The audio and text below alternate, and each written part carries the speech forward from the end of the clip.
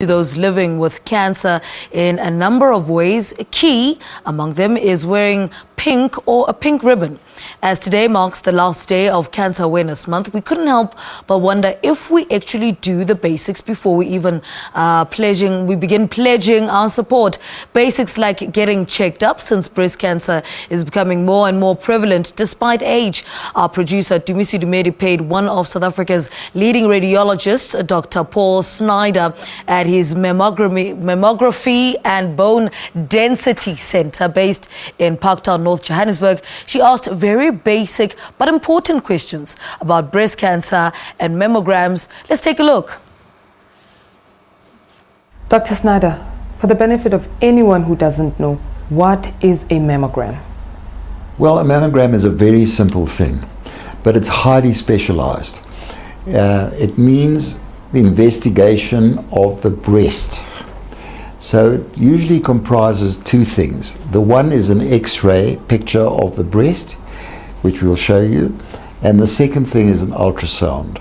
Now the two things go together because the X-ray shows you certain things that the ultrasound can't, and the ultrasound shows you certain things that the X-ray can't.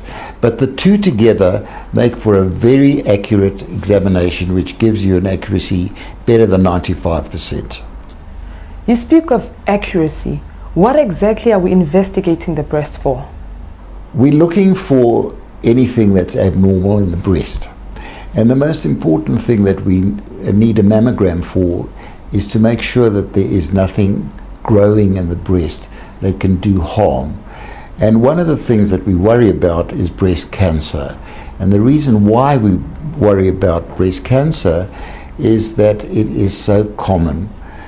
Nowadays, the average life expectancy to get breast cancer in a Western woman, and I think we can categorize all South Africans as Western women, is in the order of 1 in 7, which in my mind is almost an epidemic. Now, because of that, many countries have now given their citizens free mammograms. And so it's recommended nowadays that women, if it's available and they can get to it, should have a mammogram every year from the age of 40. We're now beginning to do mammograms at an earlier age because we're seeing more young women younger than 40 who have breast cancer. So that's why some of us are now recommending that women start at the age of 35 to have regular mammograms. Another word we need a clarification on is biopsy. What is a biopsy? Well, a biopsy is basically another investigation.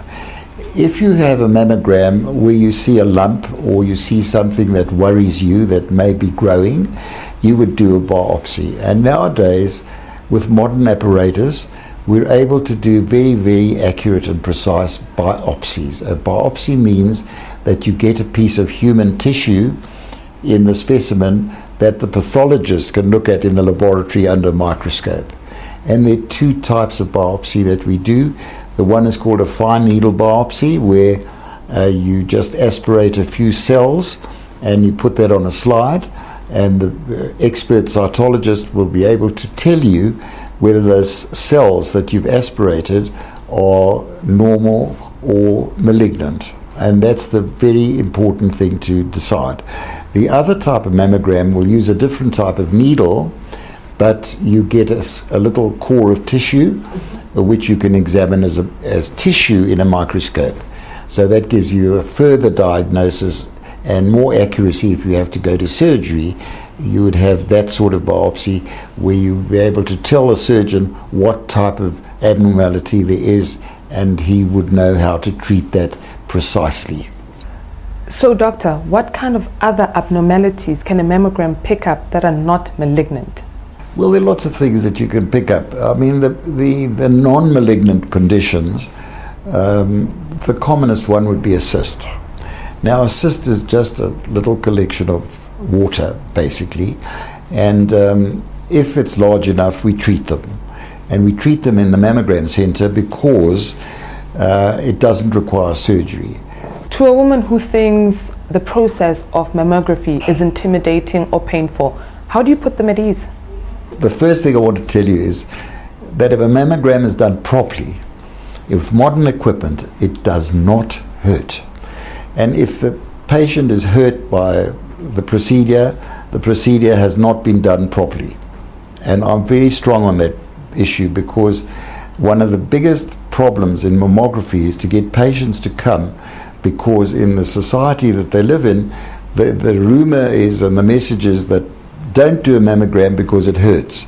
The other ridiculous thing that is said in our society is that if you have breast implants, you want a breast augmentation at some stage or other, the mammogram will pop them. Well, that's absolutely absurd, because I've never yet seen a case where a radiologist has been able to pop a breast implant. Are mammograms saving lives?